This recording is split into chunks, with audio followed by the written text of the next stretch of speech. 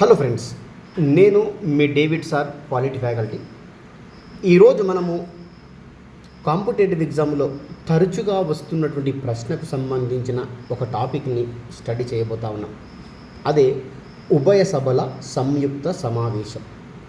మరి ఏంటి ఉభయ సభల సంయుక్త సమావేశము అని అంటే, పార్లమెంటులో లోక్సభ మరియు రాజ్యసభ రెండు కలిసి ఒకే దగ్గర సమావేశము అయినట్లయితే దానిని ఉభయ సభల సంయుక్త సమావేశము అని అంటాం. అంటే ఇక్కడ మనకి ఏం గుర్తుంచుకోవాలా, ఈ ఉభయ సభల సంయుక్త సమావేశము అనేటటువంటిది ఎక్కడ జరుగుతుంది అని అంటే పార్లమెంటుకు సంబంధించినటువంటి అంశంలో భాగంగా జరుగుతూ ఉంది. పార్లమెంటులో ఎన్ని సభలు ఉంటాయి? మనకి రెండు సభలు ఉంటాయి. ఒకటి లోక్సభ మరియు రెండోది రాజ్యసభ. ఈ రెండు సభలు కలిసి ఒకే దగ్గర సమావేశం అయినట్లయితే దాన్ని ఉభయ సభల సంయుక్త సమావేశము అని అంటాం.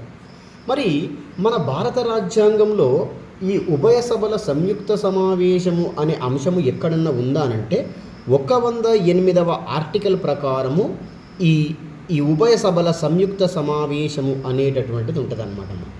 మరి ఎవరు ఏర్పాటు చేయడం జరుగుతుంది అనంటే మనకి దీనిని రాష్ట్రపతి గారు ఏర్పాటు చేస్తారు. గుర్తుంచుకోండి, ఏర్పాటు చేసేది మాత్రం ఎవరిక్కడ మనకి రాష్ట్రపతి గారు. ఏ ఆర్టికల్ ప్రకారం ఏర్పాటు చేస్తున్నాడు?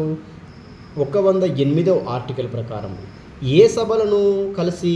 పార్లమెంటులో ఉన్నటువంటి లోక్సభ మరియు రాజ్యసభలను కలిసి. ఇది మనకు రెండు అంశాలు ఇక్కడ కనిపిస్తూ ఉన్నాయి. అయితే మరి ఈ సమావేశాన్ని ఏర్పాటు చేసేది రాష్ట్రపతి అయితే ఈ సమావేశానికి అధ్యక్షత వహించేది ఎవరు అని అంటే మనకి స్పీకర్ గారు అధ్యక్షత వహించడం అనేది జరుగుతూ ఉంటుంది. మరి స్పీకర్ గారు ఎక్కడ ఉంటారు మనకి అంటే లోక్సభలో ఉంటాడు. అంటే లోక్సభ స్పీకర్ గారు ఈ ఉభయ సభల సంయుక్త సమావేశానికి అధ్యక్షత వహించడము అనేటటువంటిది జరుగుతూ ఉంది.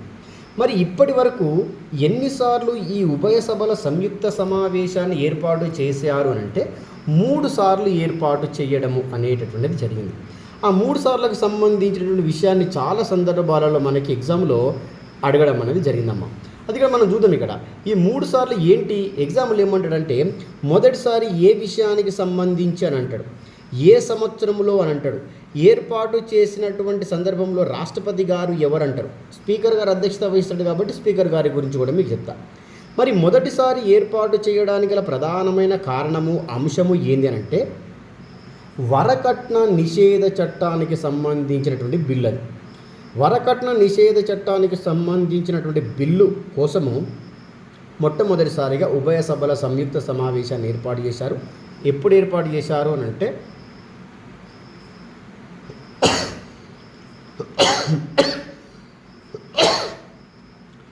1961 మే నెల 6వ తారీఖు రోజున ఏర్పాటు చేశారు. ఎవరు ఏర్పాటు చేస్తారనుకున్నాం? రాష్ట్రపతి కదా. మనకి ఇక్కడ ఏర్పాటు చేసిన రాష్ట్రపతి ఎవరంటే డాక్టర్ రాజేంద్ర ప్రసాద్. రెండవ సమావేశం ఏ అంశానికి సంబంధించింది? బ్యాంకు సర్వీసుల రెగ్యులేషన్కి సంబంధించింది. ఎప్పుడు ఏర్పాటు చేసినారు? 1978 మే 16వ తారీఖు రోజున ఏర్పాటు చేసినారు. ఎవరు రాష్ట్రపతి గారు అంటే మనకి నీలం సంజీవరెడ్డి గారు. ఇంకా మూడోసారి ఎప్పుడు ఏర్పాటు చేసినారు? ఏ అంశానికి సంబంధించి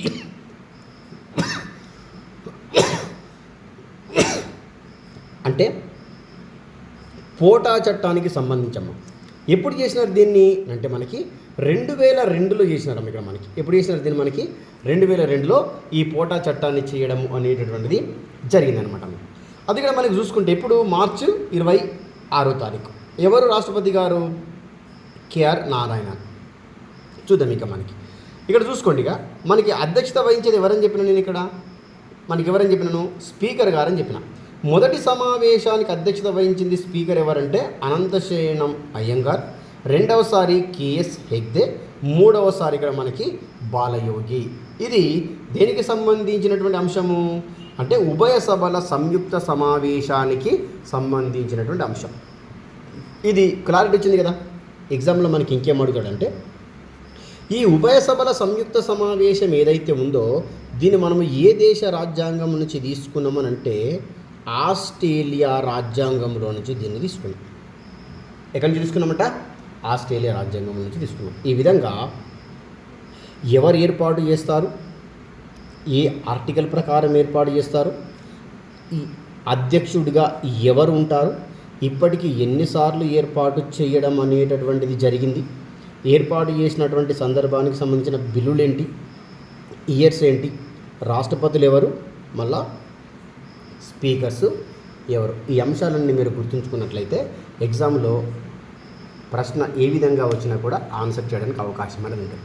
ఒకసారి ప్లే స్టోర్కి వెళ్ళండి, డేవిడ్ సార్ పాలిటీ క్లాసెస్ అనే యాప్ని డౌన్లోడ్ చేసుకోండి. అలాగే మన యూట్యూబ్ ఛానల్ని సబ్స్క్రైబ్ చేసుకోండి. Thank you.